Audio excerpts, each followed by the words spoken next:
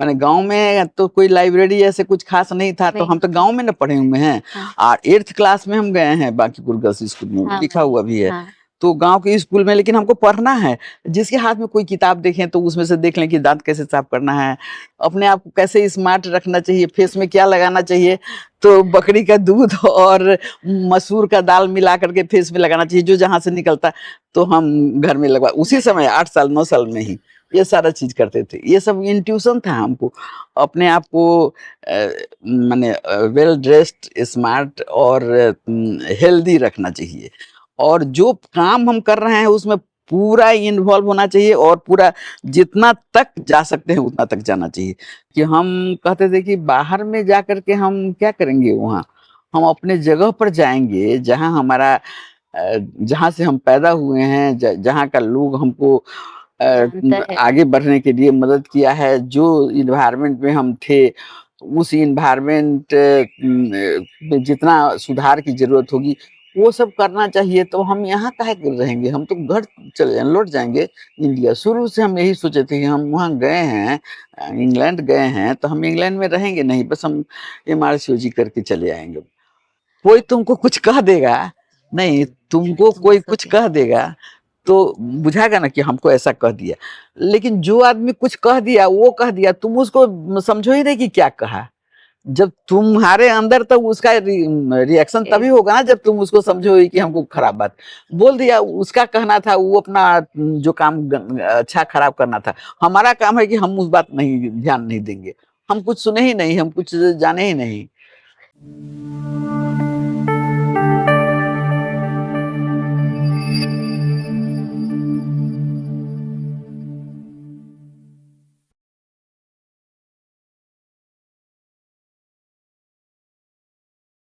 Hello, welcome to flying kites. मैं doctor Ajay. Hi, मैं doctor श्रुति, और आज हमारे साथ हैं इस शहर की सबसे prominent lady, legendary person. Let's welcome doctor professor Rangila Sinha ma'am. Most welcome ma'am, हमारे शो में Thank you. आपका बहुत बहुत स्वागत है। Thank you very much.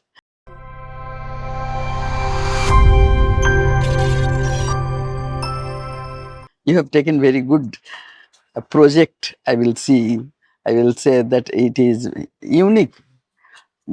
I have heard और मैम, हम लोगों के इस पॉडकास्ट में आप आए, ये एक सबसे बड़ी बात है, क्योंकि हमारे जनरेशन के लोगों को आपको सुनना है, आपको जानना है, आपकी लाइफ से बहुत सारे लेसन्स लेकर हमें अपनी लाइफ बेहतर बनानी है। हमको तो लगता है कि आज हम लोग कोई क्वेश्चन नहीं पूछेंगे, मैम की बातें सुनेंगे।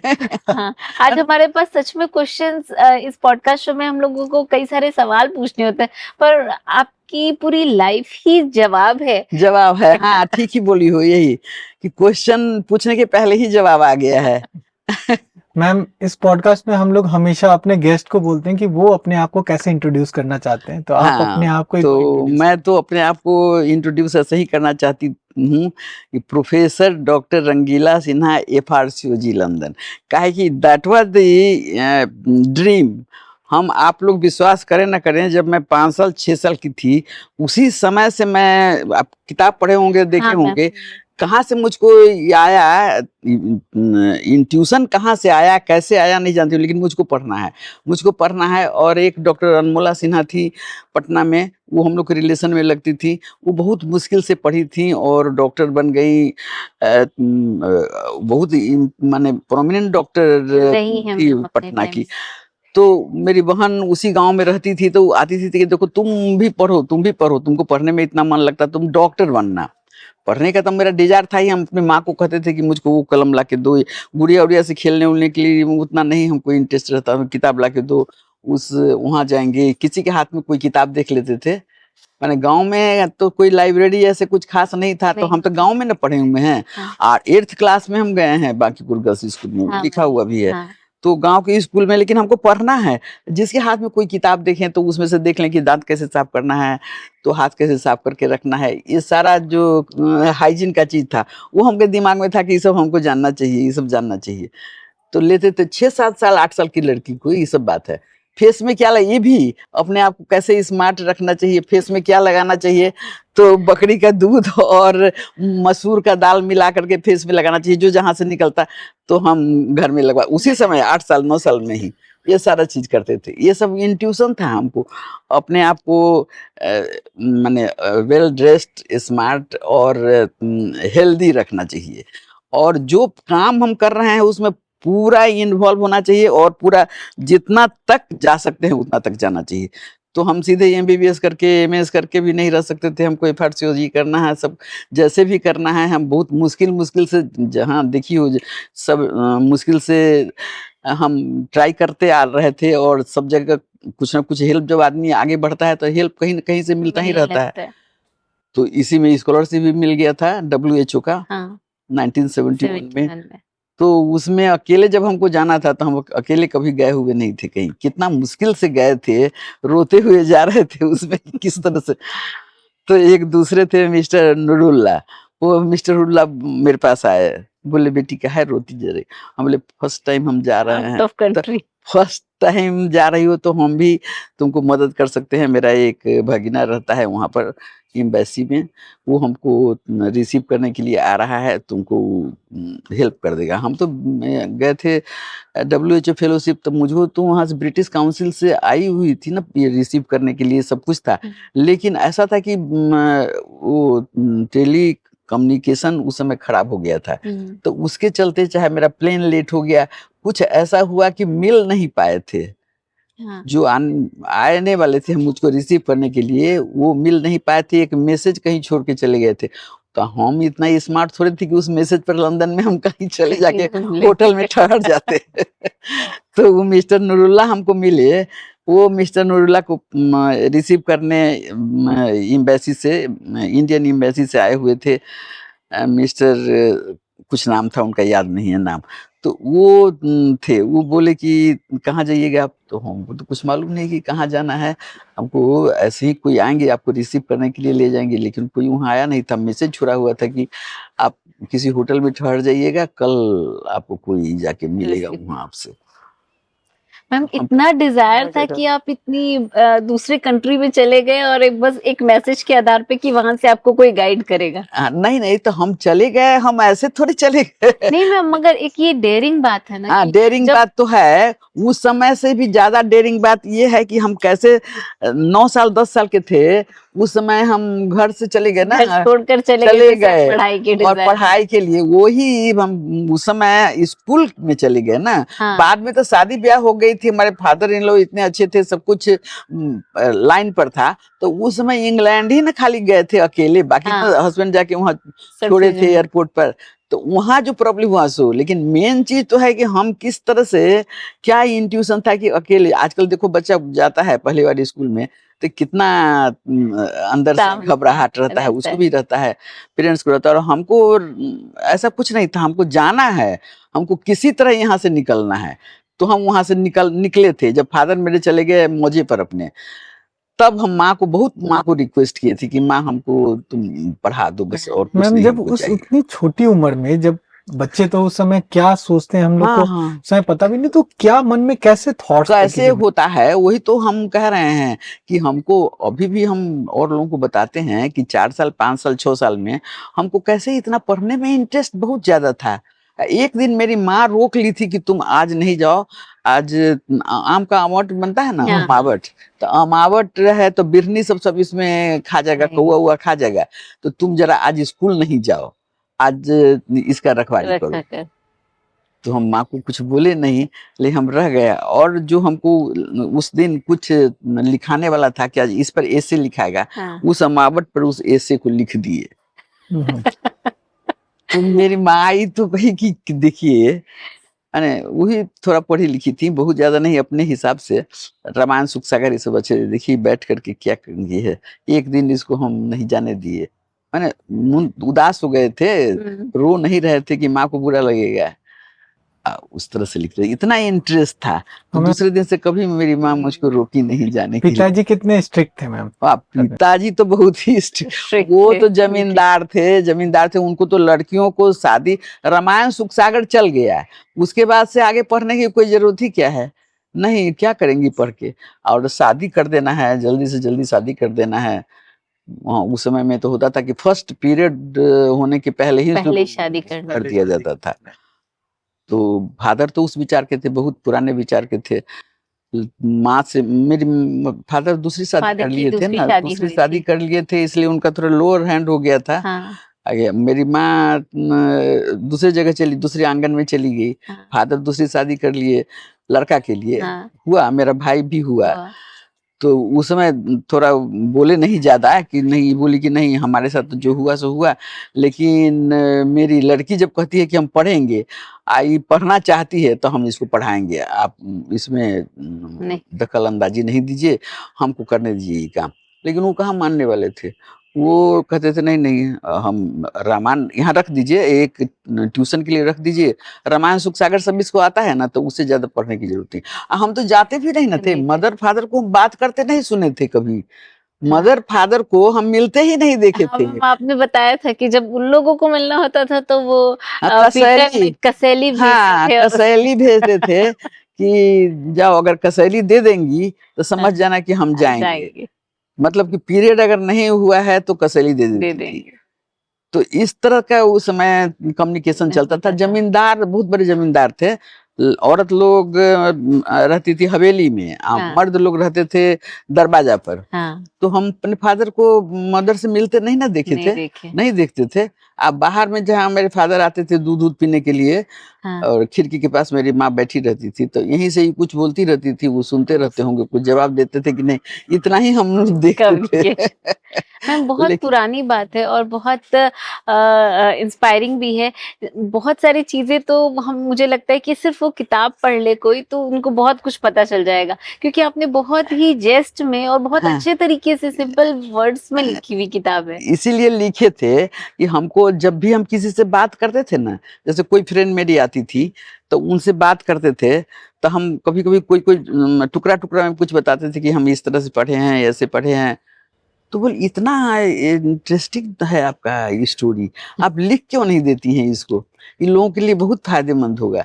लेकिन लिख नहीं पाते थे, इतना पढ़ने लिखने सब चीज का बच्चा भी उसी में होता चला जा रहा था ना। पढ़ाई लिखाई 4 बच्चे भी हुए, वो सब मेरी mother in law father in law के कंट्रीब्यूशन है। उन लोगों का कंट्रीब्यूशन तो लाइफ में कभी भूल ही नहीं सकते हैं। मेरी मदर इन लॉ इतनी अच्छी थी कि जब जाती थी हॉस्टल में तो सब लोग कहता था कि माँ है, इधर सास नहीं हो सकती है, इतनी अच्छी थी, और वही बच्चों को पाली हैं। तो बच्चे लोग को कभी लगा नहीं कि माँ नहीं हमारे पाल रही हैं, इतना अच्छा से पालती थी। तो वही क्या चीज अभी बोल रहे थे हम, जो आप बता रही थी किताब। हाँ, तो किताब लिखने के लिए कह रहे थे ना, तो वो लोग कहते जा रहे थे कि लिखिए लिखिए, इतना इंटरेस्टिंग चीज है। तो सब इतना बिजी थे सब चीज में, तो नहीं टाइम मिलता था। सोच ही रहे थे कि लिखेंगे लिखेंगे, इंग्लैंड भी चले गए, MRCOG किए, FRCOG किए, सब कुछ किए, लेकिन किताब लिखे तब जाके, जबकि यहाँ अभी 2017 में वो हाँ लिखाया है। और डॉक्टर साहब हमको बोलते थे, वो बहुत ज्यादा इनकरेज नहीं करते थे हमको लिखने के लिए, वो बोलते थे कि हम लिख लेंगे पहले अपना किताब, तो आप लिखिएगा। तो वो अपना लिख लिए, वो अपना किताब ही लिखे हैं। डॉक्टर साहब को भी बहुत कंट्रीब्यूशन है मेरे पढ़ाने, बाप रे बाप, पूरा वो तो समझो कि जहाँ ये 2 बुक्स, एक आपकी लाइफ स्टोरी की, और ये आप लोग देख सकते हैं, ये बुक है जो कि मैम के पास और हमारे पास अवेलेबल है, डिस्क्रिप्शन में भी आप लेकर के पढ़ सकते हैं।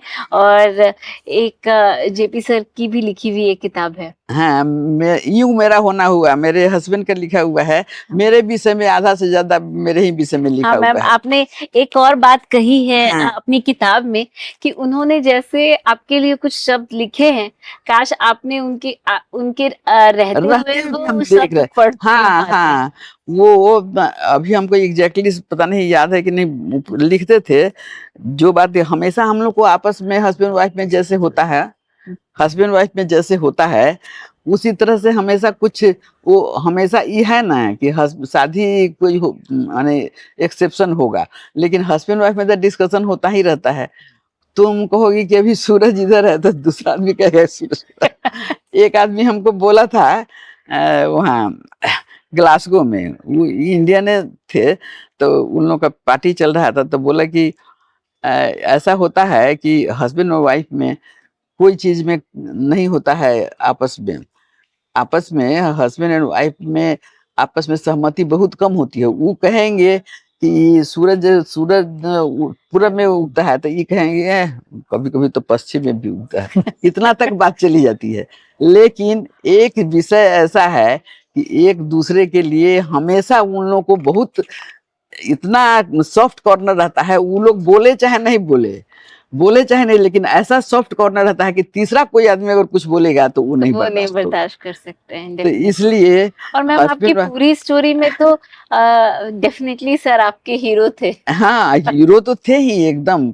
माने शादी हुई उसी समय, शादी जब हुई तो हम लोग स्कूल में थे, तो उनकी माँ जब अंदर कहती थी उनको सोने के लिए, तो हम कहते थे नहीं, हम आपके साथ नहीं सोएंगे, हम अपना कुर्सी पर जाके बैठ जाते थे।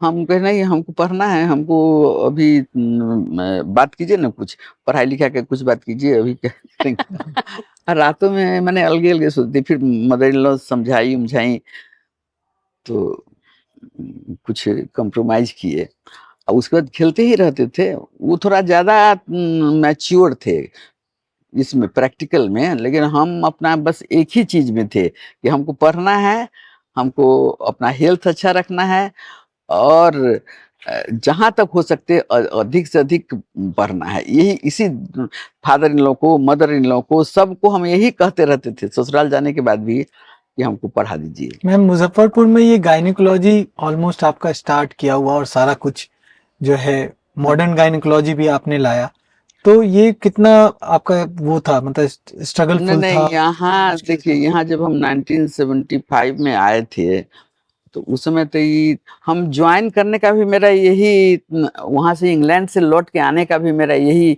आइडिया था कि हम कहते थे कि बाहर में जा करके हम क्या करेंगे, वहाँ हम अपने जगह पर जाएंगे जहाँ हमारा जहाँ से हम पैदा हुए हैं, जहाँ का लोग हमको आगे बढ़ने के लिए मदद किया है, जो इन्वायरमेंट में हम थे, उस इन्वायरमेंट में जितना सुधार की जरूरत होगी वो सब करना चाहिए। तो हम यहाँ काहे कर रहेंगे, हम तो घर चले जाएंगे, लौट जाएंगे इंडिया। शुरू से हम यही सोचे थे कि हम वहाँ गए हैं, इंग्लैंड गए हैं, तो हम इंग्लैंड में रहेंगे नहीं, बस हम MRCOG करके चले आएंगे। तो MRCOG करके जब हम यहाँ आए, तो उसके बाद से पोस्टिंग की बात हुई कि कहाँ पर जाना है, तो रघुनाथ पांडे खोले हुए थे अपना मेडिकल कॉलेज, तो उस मेडिकल कॉलेज में आने की बात हुई। तो फिर पहले तो गवर्नमेंट में जाकर के सर्विस में ज्वाइन किया, कहा कि सीधे प्राइवेट में नहीं आ जा सकते। सोचे थे कि गवर्नमेंट में हमारा इतना अच्छा करियर है, तो हम पहले गवर्नमेंट में जाएंगे, वहां से तब हम आएंगे इसमें।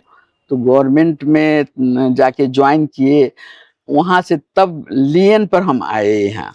तो रघुनाथ पांडे जी का था यहाँ कॉलेज, उसमें लड़का सब, माने एक क्लास में 200-250 लड़का था, हमको पढ़ाने का इंटरेस्ट, और लड़का सब तो सब रहता है सब तरह का, लेकिन उस समय प्राइवेट था, तभी भी रघुनाथ पांडे, LP शाही लोगों के डर से कोई लड़का क्लास छोड़ता नहीं था, चुपचाप जाके बीमारी का बहाना करके बैठ जाए। तो प्राइवेट मेडिकल कॉलेज है तो नहीं पढ़ाई होगी, और चाहे उसमें माने डिसिप्लिन नहीं होगा, ऐसा नहीं था उस समय भी था। हाँ, बहुत उन लोग के डर से, जो लोग वहाँ के टीचर्स प्रोप्राइटर माने बनाए थे कॉलेज को, उन लोगों का था कि हमारा बदनामी नहीं होना चाहिए और अच्छा से पढ़ाई होना चाहिए, इसीलिए सब जगह से लोग टीचर ला रहे थे। मैम एक out of the way question है ये तो, मैम आपका दिनचर्या कैसा होता है सुबह से लेकर के? हाँ, अभी के समय आप लोग अभी का दिनचर्या तो बहुत चेंज हो गया है।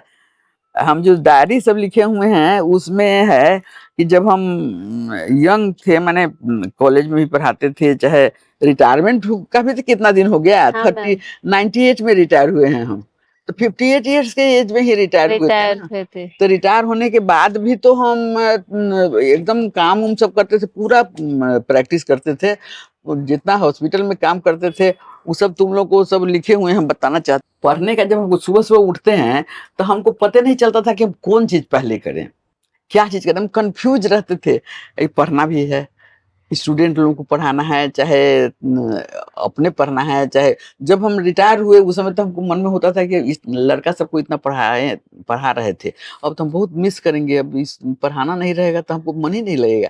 लेकिन ऐसा हुआ नहीं, क्या कि सब लोग जानता था कि हम पढ़ने लिखने में इंटरेस्टेड हैं।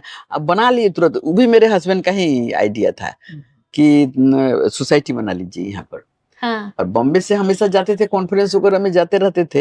हाँ। तो यहाँ सोसाइटी बना लिए हुए थे, सोसाइटी में सब लोग। मुजफ्फरपुर ऑब्सकाइनी सोसाइटी हाँ, मैम ने ही 79 स्टार्ट में बना है ना, 79 में बन गया है। तो उसी में इतना ना सीएमई वगैरह करना रहता था, उसमें पढ़ना रहता था, तो इधर लग गए पढ़ाने में, तो वो स्टूडेंट लोग वाला फिर उतना नहीं मिस करने लगे। तब तो पोस्ट ग्रेजुएशन क्या होने लगा, सब जगह तो पढ़ाई का रहता है ना, अपना प्रैक्टिस करो, तो उसमें भी तो जो अगल बगल में रहता है उसको भी बताना है। तो उसको भी पेशेंट को देख रहे हैं तो इरोजन है, तो कितना टाइप का इरोजन है, क्या ट्रीटमेंट करो, ये सब बताते रहते थे। अभी भी आप पढ़ने में समय डेली बेसिस एकदम हम एक चैप्टर जब तक डेली नहीं पढ़ लेते हैं कहीं से भी, छोटा बड़ा, तब तक हमको संतोष नहीं होता है। हम लोगों को फिर कैसा महसूस होगा, ऐसा लगता है कि पढ़े हुए हफ्ता 10 नहीं तो याद तो नहीं बीत रहता। जाता है। तुम लोगों को तो जो पढ़ोगी से याद रहेगा, लेकिन हमको तो अब याद नहीं रहता है। धीरे धीरे मेमोरी तो हमारा बहुत ना, अब कितना मेमोरी कहाँ से लाएंगे, इतना मेमोरी को बरकरार रख रहे हैं कि भूल नहीं, बहुत ज्यादा नहीं तो भूल मैम रहे हैं। हैबिट तो है कि आप ना भूले, इसलिए आप डेली पढ़ते हैं। और अगर हम लोग जो पढ़ते ही नहीं है, जब हमारी मेमोरी वीक होगी तो हम लोग तो खाली हो जाएंगे। सब कुछ चला जाएगा। हमको माने अपने आप को फिट रखना है। बात है कि जब तक अपने आप को फिट नहीं रखोगी तुम, ना अपने फैमिली के लिए यूजफुल हो और ना समाज के लिए यूजफुल हो। अपना हेल्थ ठीक रहेगा तभी ना कोई आदमी कुछ करेगा, कर सकते हैं। हाँ। चाहे बच्चों के लिए, किसी के लिए। तो अपने, अब अपने ही, अरे यहाँ दर्द हो रहा है, वहां दर्द हो रहा है, उठ नहीं रहे हैं, अब वो तो बच्चों को क्या करेगा। अपने सब लोगों का, जो जितना फैमिली के लोग हैं उनके लिए एक तरह से बर्डन हो जाएंगे ना। आज तक हम किसी पर बर्डन नहीं हुए हैं, रेदर हम दूसरे ही को हेल्प करते रहते हैं। पिंटी हमको बोलती है कि दीदी आप कैसे मैनेज करती हैं, हम लोग को भी मैनेज करती हैं, अपने आप को भी मैनेज करती हैं और पढ़ाई लिखाई भी मैनेज करती हैं। तो ये सब हमारा इंटरेस्ट है, जो कहे कि अपने आप को हेल्दी रखना है, अपने आप को फिट रखना है और ब्रेन को अपना शार्प रखना है। जितना तुमको भगवान की तरफ से दिए हैं उसको और बढ़ाओ। तो मैम एक तो आपका फोकस हेल्थ है, दूसरा फोकस मैम आप एक्सरसाइज और योगा पे कितना समय देती हैं? एक्सरसाइज हम मेनली करते थे, बाथ टब रखे हुए हैं, उस बाथ टब में हम 1 घंटा बाथ टब में एक्सरसाइज करते थे, बाथ टब में। हाँ। और उसी में ये भी रखे हुए थे। उस समय नहीं था ग्रामोफोन टाइप का। हाँ हाँ हाँ। तो उस शुरू में कुछ मैंने गाना सुने और हाँ। कुछ पढ़ने लिखने का भी, पढ़ाई का भी रखे रहते थे, वो बचता रहता था। हाँ। अब जब से फिर ये आ गया कोविड, हाँ ये सब आगे, ये तो इधर आया है ना मॉडर्न म्यूजिक प्लेयर, मॉडर्न, हाँ मॉडर्न, हाँ तो वो सब रख देते थे, उसमें भी पढ़ाई का ही रहता था।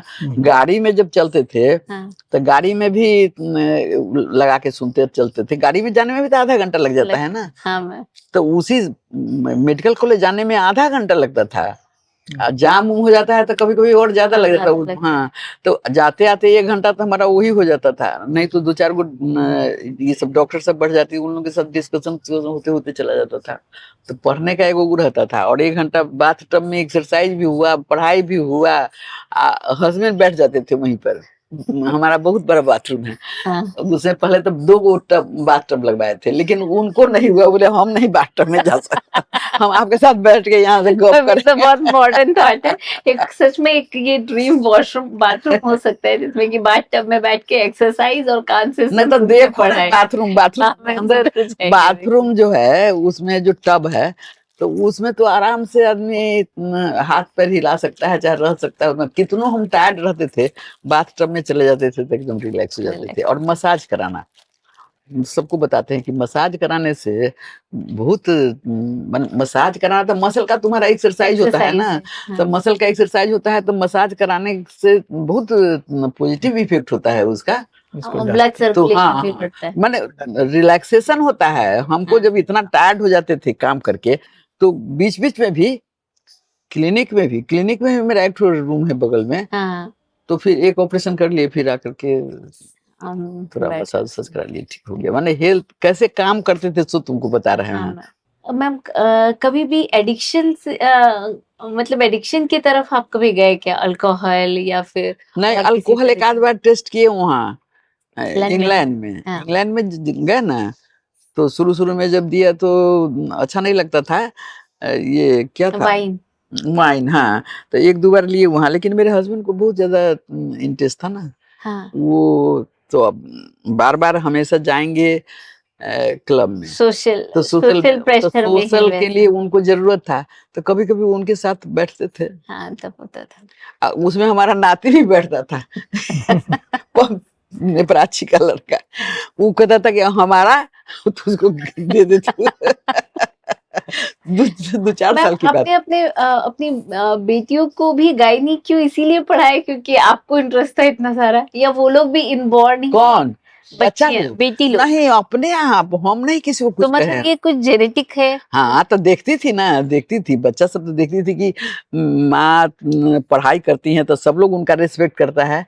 माने घर से लेके गांव तक, समाज में सब समाज में, जगह सब जगह। रिस्पेक्ट होता है। तो हम लोग को भी वो करना चाहिए ना, डॉक्टर बनना चाहिए। मगर सब लोग गायनोकोलॉजिस्ट बन के, हाँ, मतलब आपकी 3 डॉटर हैं और तीनों गायनोकोलॉजिस्ट? तीनों गायनिकोलॉजिस्ट हैं।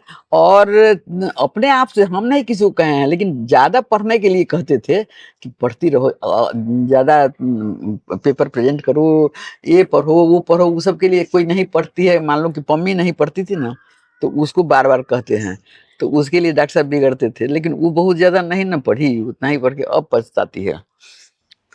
तो मैम, हम आपसे पूछना चाहेंगे कि what makes you feel most alive? आपको क्या? सबसे ज्यादा जिंदा दिल क्या रखता है ये पूरे इतने लंबे उम्र में? इस सवाल का जवाब हाँ, तो हम भी दे सकते हैं। नहीं, पढ़ना, हमको लगता है कि पढ़ाना। पर इंटरेस्ट, हमेशा इंटरेस्ट रहा है। कभी ऐसा नहीं लगा कि अब क्या करेंगे, कुछ काम नहीं है, अब तब सब चीज हो गया, अब आगे कुछ नहीं करना है, ऐसा हमको कभी नहीं लगा। जब तक हस्बैंड थे तो हस्बैंड तो और भी हमसे ज्यादा जिंदा नहीं मैम, कौन सा ऐसा मोमेंट होता है जिसमें आपको सबसे ज्यादा अच्छा महसूस होता है, जिंदा दिल लगता है? पढ़ाई में जब हमारा एग्जामिनेशन में जब बहुत अच्छा हो जाता था, तब लगता था। MRCOG जब हमको मिला तो वो मोमेंट तो सबसे बहुत इंटरेस्टिंग है, क्या कि वो लास्ट एग्जामिनेशन था, दोनों एक पार्ट में। 1974 की बात है, और यहाँ से ही अपना थोड़ा बहुत केस लिख करके ले जाना था। उस समय का जो रूल रेगुलेशन था। हाँ। और लॉन्ग कमेंट्री और शॉर्ट कमेंट्री, ये सब लिख के ले जाना था। 2 लॉन्ग कमेंट्री, एक ऑब्स्टेटिक्स, एक गायनिक। तो वो सब किताब यहाँ सब लिख लिए थे, उसको ले जा करके फाइनल किए, वहाँ पर कुछ केस लेकर के सब तैयार कर लिए। उसके बाद वो जब हमको एग्जामिनेशन, तो वही लास्ट एग्जामिनेशन था, उस समय बुक अपना प्रेजेंट दिए, सबमिट किए, बुक एक्सेप्ट हो गया। चांस देखो। उसके बाद एग्जामिनेशन के लिए, लास्ट एग्जामिनेशन के लिए अब नेक्स्ट एग्जामिनेशन होना है, तो पार्ट 1 पार्ट 2 है, तो पार्ट 1 का पैसा भी जमा कर दिए। उसके बाद जो से दोनों लास्ट एग्जामिनेशन हुआ, तो उस एग्जामिनेशन में हम तो अकेले गए थे, हमको दूसरा कोई काम नहीं था, और मैक्सिमम जो हो सकता था सो किए थे। कोरेस्पोंडेंस कोर्स भी किए थे। मैम, इस बात का जिक्र आप CME में भी कई बार किए हैं। हाँ, तो पता है ना कि तो लास्ट एग्जामिनेशन था और पास एग्जामिनेशन दिए और पास कर गए। तो वो तो एक उस समय, लाइफ हाँ, का सबसे उस समय ऐसा मोमेंट था कि बहुत खुशी हुई। और डॉक्टर साहब को जब गए कहने के लिए उनको, तो वो तैयार हो तुरंत, मैंने वहां से निकल गए कि अब तो ये चली आएंगी तो हमको तो इंग्लैंड जाना नहीं मिलेगा नहीं। किसी को भी नहीं बताया, खाली बताया कि दीदी पास कर गई, और उसके बाद कलकत्ता चले गए, उधर से अपना टिकट सब करवा के चल दिए। आपको लाइफ में सबसे अच्छा कॉम्प्लीमेंट क्या मिला है जो आपको बहुत अच्छा लगा? कॉम्प्लीमेंट यही मिला कि बहुत अच्छी टीचर हैं आप। सब जगह से मिलते ही आ रहा है, सब जगह कि आप बहुत अच्छे टीचर हैं। और बहुत अच्छा बोलते तो हैं, ऐसा तो हम नहीं कहेंगे कि हम बहुत अच्छे स्पीकर हैं, लेकिन हाँ मेहनत करते हैं तो सब चीज अच्छा से कर लेते हैं। हाँ मैम, आप सचमुच बहुत अच्छे टीचर हैं, क्योंकि हमारे आज के सीएमई में भी अगर कोई आउट ऑफ ट्रैक है ना तो उसको जबरदस्ती उठा करके पढ़ा देते हैं। नहीं, एक्चुअली टीचर को वही ना जो है, टीचर का रोल पढ़ाई तो आदमी स्टूडेंट को मोटिवेट करना कि हाँ तुम जैसे हम जैसे हैं वैसे, बहुत लोग मोटिवेट, जो खराब स्टूडेंट हो उसको भी पढ़ा देना, वो सबसे बड़ा टीचर का हाँ, तो रोल। बहुत लोग मुझसे मोटिवेट होकर के पढ़ाई आगे बढ़ाया, क्या क्या कर गया, सब लोग हमारा स्टूडेंट है, सब कहाँ कहाँ पहुंच गया। अभी तो हमको बहुत कुछ याद नहीं रहता है, अब बहुत सारा जहाँ मिलते हैं, जहाँ वो हमारी एक रिलेशन थी तो कहती थी कि जहाँ जाते हैं वहां पर सबसे पहले यही होता है कि मैडम आपके हम स्टूडेंट हैं, हम वहाँ थे, हम यहाँ थे। इवन मद्रास में भी गई थी सिनेमा हॉल में पंच में, तो मेरा कोई स्टूडेंट तो बैठा हुआ है। कितना प्राउड मोमेंट लगता होगा। हाँ, तो वही नहीं, ये सब अच्छा लगता है कि जहाँ जाइए वहाँ सब लोग कहे कि, तो हम कहे कि हम लोग का बैंक बैलेंस तो ही है, रुपया जमा करना और वहाँ प्रॉपर्टी लेना, यहाँ प्रॉपर्टी लेना हम नहीं किए हुए हैं। अब बच्चे लोग को भी जब ये लोग पैसा उसा के बात करने लगता था है ना, तो हम तुरंत बिगड़ जाते हैं।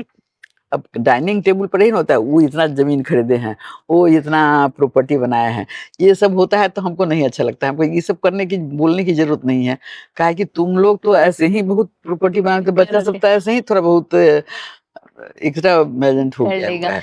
मैम, पढ़ाई के अलावा आपकी क्या हॉबीज है? पढ़ाई के अलावे तो बहुत हॉबी हुई, अपने आप को फिट रखना, ग्रूमिंग करना, और सेल्फ ग्रूमिंग और फिटनेस, ये भी एक बहुत बड़ी हॉबी है, वो है। और घर को भी जितना जितना मौका मिलता है, जितना कर सकते हैं उतना करते हैं, और अधिक से अधिक लोगों को साथ रखना। उस साथ रखने से क्या होता है कि तुमको एक बार बुझाएगा कि बर्डन है, लेकिन लॉन्ग रन में तुमको अपना और पूरा फैमिली को हेल्प करता है। यही कारण है। अच्छा कुक अगर तुम्हारे घर में नहीं है तो किसी को अच्छा खाना नहीं मिल सकता है। अब होटल में हम गए तो ट्रेंड नहीं है कि होटल में कितना दिन आदमी होटल में खाएगा, तो उसी तरह से जितना भी दाई सबको देखती हो ना, कितनी दाई कितना नौकर सब है, कभी उसी को देना है, उस लड़की को देना है, उस लड़का को देना है, सब सबको बांध के रखना है। इस तरह घर भी मेंटेन करना, घर कौन चलाता है। वहां थे तो यहाँ से पूछता था कि खाना क्या बनेगा। और मैं एक और चीज आपके साथ शेयर करना चाहती हूँ, मैम के नाम पर एक यंग गायनेकोलॉजिस्ट अवार्ड है, जो कि मैम किस ईयर से स्टार्ट हुआ है? ये हुआ है 2007, जिस साल से AOGS BJ बना है ना, हाँ। उसी साल से शुरू हुआ है। तो Bihar Jharkhand obs gynae society को भी स्टार्ट करने में मैम का रोल रहा है, और एक Rangila Sinha ma'am young gynaecologist award है, जो कि लास्ट ईयर से लास्ट कितने इयर्स हो गए मैम इस अवार्ड को स्टार्ट? 2007 में शुरू हुआ था। 2007 से उसी में जब बना था ना association of obstetrics and gynaecological society, जो बिहार एंड झारखंड, तो उसी समय डॉक्टर साहब, वो भी उन्हीं का सजेशन था। डॉक्टर साहब बोले कि आप अपने नाम से एक रख दीजिए, डॉक्टर रंगीला सिन्हा यंग गायनेकोलॉजिस्ट अवार्ड, तो वो रखे थे। उसमें उस साल तो सब लिखा हुआ है इसमें। हाँ। ये सब देखो कितना, ये लड़की को जो मिला है फर्स्ट प्राइज, सीतामढ़ी की लड़की है, 10,000 फर्स्ट प्राइज, 10,000 है, और 6-7 प्राइज है। हम इसको बहुत ज्यादा नहीं सीरीज स्नेहा, ये सब रांची से, पूरा ऑल ओवर बिहार से, अपना प्राइवेट में जो अपना करती है उसको भी हम रिकॉग्नाइज करते हैं। कोई अच्छा काम किया और अच्छा गाइड के थ्रू आया मेरे यहाँ, तो उसको भी, यहाँ की चंदा राय वो भी थी इस बार। हाँ, चंदा राय को जानती हो ना? हाँ मैम, अभी टाटा में है। हाँ, टाटा में, तो वो भी थी। मैम, इतने सारे अचीवमेंट के बाद ऐसा कुछ है क्या, कोई रिग्रेट जैसा आपको लगता हो? कोई रिग्रेट नहीं, अभी कुछ रिग्रेट नहीं है। जब कोई कहता है कि बेकार डॉक्टर बने, हम बोले कि इससे अच्छा प्रोफेशन क्या हो सकता है। हमको तो नहीं लगता है। कुछ लगता है कि कुछ छूट गया? हाँ, कुछ ऐसा नहीं लगता है कभी कुछ छूटा है। हमको कुछ छूटा ही नहीं, हम जितना चाह रहे थे उससे ज्यादा मिला। इतने अच्छे हस्बैंड, इतनी अच्छी मदर इन लॉ, इतने अच्छे फादर इन लॉ, ये सब तो हम कभी सोचे भी नहीं थे। इतने अच्छे बच्चे, तो छूटा तो कुछ भी नहीं। वो जो हम एक लिखे हैं किताब, उसी में लास्ट में लिखे हैं कि हम ये सब भी किए, बच्चा भी इतना पाल लिए, ग्रैंड सन तक पाल लिए, और प्रैक्टिस भी इतना कर लिए, सब कुछ हो गया। उसके बाद भी हमको फैमिली देखने के लिए भी उतना ही टाइम मिला, अपने आप को देखने के लिए भी टाइम मिला, प्रोफेशन में भी नाम हुआ। तो डॉक्टर बन के हमको पछतावा कौन चीज का, सब कुछ तो मिल ही गया और क्या मैम चाहिए। आजकल जो डॉक्टर्स हैं या फिर हम लोग भी कभी कभी ये कंप्लेन करते हैं कि डॉक्टर हैं शायद इसलिए हम लोगों को खुद के लिए टाइम नहीं मिलता है, फैमिली के लिए टाइम नहीं मिलता है। तो आपने तो तो बैलेंस हो perfectly- गया ना, बैलेंस हो गया। टाइम तो निकाल करके हम ही दिए, सो बात नहीं है। Mother in law father in law कितने अच्छे थे, उतना डिमांडिंग अगर मदर इन लॉ मिल जाए कि बहू है तो इसको करना ही है, तो कैसे होगा। लेकिन ये तो लकी था। somehow भगवान ने भी इस हाँ। तरह का सिस्टम बना के दिया हाँ। कि आप सोसाइटी को भी उतना ही दे पाए और प्रोफेशन को भी दे हाँ, पाए। वही ना, सब तक क्रेडिट उन्हीं लोगों का है। हाँ मैम। हम तो तो मैम ये ग्रेटिट्यूड की बात है कि आप आपकी जर्नी के लिए आप उनको समझते हैं कि हाँ हाँ उनका भी एकदम बहुत बड़ा समझते हैं। कंट्रीब्यूशन है। हमारा अपना ही क्रेडिट कैसे हो सकता है। हस्बैंड का सबसे पहले मदर इन लॉ का, उसके बाद फादर इन लॉ का, उसके बाद हस्बैंड का। हाँ। और मैम एक चीज हम जो नए गायनोकोलॉजिस्ट हैं या डॉक्टर फ्रेटर्निटी के जो लोग हैं उनके लिए आपका क्या एडवाइस है? तब मेरा तो यही एडवाइस है, हमेशा सुनती ही रहती हूँ हाँ कि मैम। टाइम निकालो पढ़ने के लिए भी, टाइम निकालो अपने आप को फिट रखने के लिए भी, और टाइम निकालो सोसाइटी को, अपन जो सोसाइटी भी तुमसे कुछ एक्सपेक्ट करता है उसको भी देने के लिए। तो सब एस्पेक्ट कितना चल सकता है, कितना, कहाँ लोग पढ़ता है कुछ, तो जहाँ रिटायरमेंट हुआ कि बस कि इंटरेस्ट नहीं रहता है। तो वही ना, कोई आदमी इंटरेस्ट जब शो करता है तो 10 आदमी को तुम इंस्पायर करना चाहोगी तो 2 आदमी नहीं भी होगा, 2 आदमी भी अगर होगा तभी भी तुम्हारा क्रेडिट हुआ कि हाँ इतना लोगों को। Ma'am thank you so much, आप इतना हाँ, समय दी हम लोग को इसलिए बात करने के लिए। और ये तो पॉसिबल ही नहीं है कि सारा कुछ हम लोग इतने छोटे एपिसोड में, मतलब कि कितना कुछ है ये 1938 से अभी 2024 तक कितना कुछ है सीखने के लिए, सुनने के लिए। तो और बहुत ये सारी तो बातें तो हम लोग किताब से भी मैम से जान सकते हैं, लेकिन फेस टू फेस मैम मुझे जो इंस्पिरेशनल बात आज समझ में आई वो ये कि पढ़ाई, हेल्थ, हाँ, अपना खुद का केयर, हाँ, ये सबसे ज्यादा सबसे ज्यादा जरूरी है। लोग ध्यान नहीं देता है कि अरे हमारा तो इतना एज हुआ और बाल बच्चा करेगा, वो गलत है। काहे कि बाल बच्चा को आप देखते रहिएगा, फिर आपको देखने का जब समय आएगा तो कौन देखेगा।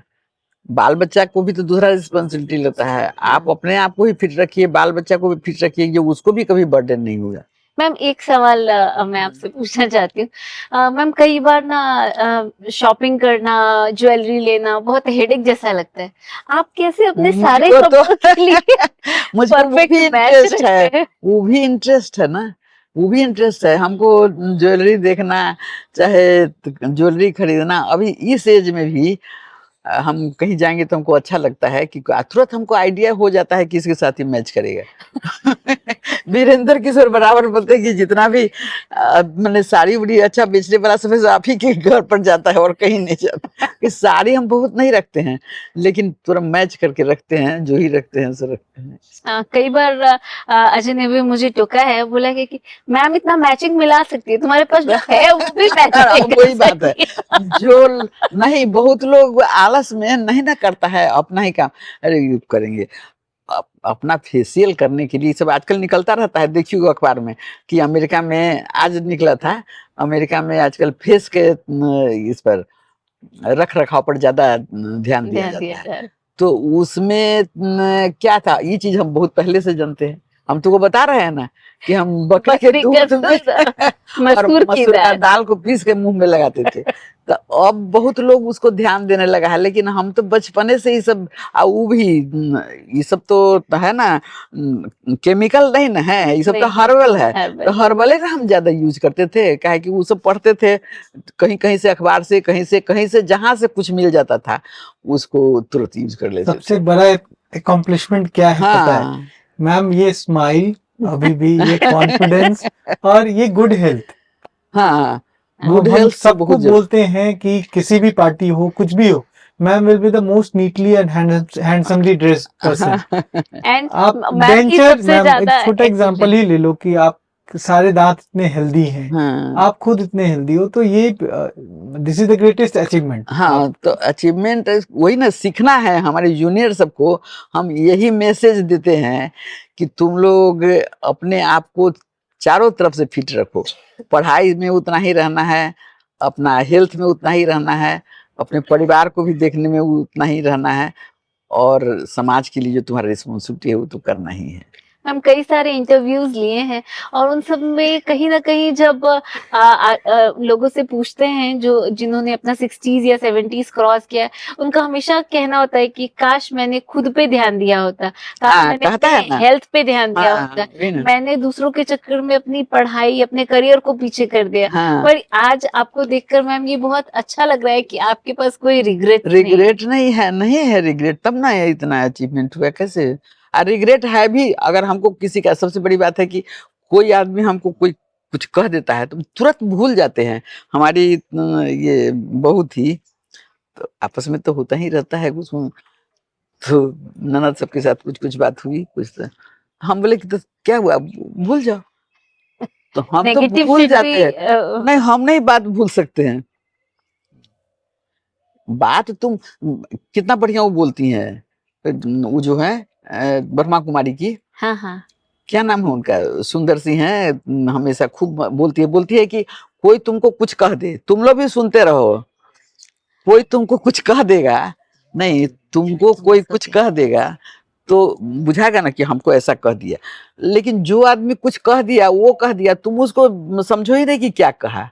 जब तुम्हारे अंदर, तो उसका रिएक्शन तभी होगा ना जब तुम उसको समझोगे कि हमको खराब बात बोल दिया। उसका कहना था वो अपना जो काम अच्छा खराब करना था, हमारा काम है कि हम उस बात नहीं ध्यान नहीं देंगे, हम कुछ सुने ही नहीं, हम कुछ जाने ही नहीं। तो बस इतनी सी टैगलाइन। घर में भी कोई आदमी कुछ बोल दे, माँ ही कुछ बोल दी, वाइफ ही कुछ बोल दी है, तो सुनो ही नहीं उसको कि हाँ वो खराब बात है, तुम उसको दूसरे तरह से इग्नोर कर सकते हैं, इग्नोर कर दो। उस बात को मन में रख करके 4 बार उसको कहे तू हमको ऐसे कहे थे, तू हमको ऐसे कहे थे, बात तो बढ़ती जाएगी, तो फिर आपस में मनमुटाव होगा। तो इसीलिए वो भी ये तो सीख हम लोग को सबको लेनी चाहिए। मैम ये एक बहुत बड़ा आज का लेसन है कि अगर हम दूसरे की बात को मंथन ना करें, उसको जाने दे, कितना अच्छा हो जाए। Ma'am thank you so much. कितनी अच्छी बात है और कितनी इम्पोर्टेंट बात है कि रंगीला मैम हम आज के जनरेशन वाले लोगों के लिए भी इंस्पिरेशनल है और ओल्ड एज वालों के लिए भी। अपने आप को फिट रखना और लाइफ में कोई रिग्रेट ना होना, ये एक बहुत ही बड़ा अचीवमेंट है। Thank you so much ma'am. और इस प्रोग्राम को लाइक करने के लिए, सब्सक्राइब करने के लिए डिस्क्रिप्शन में जाइए एंड फॉलो अस।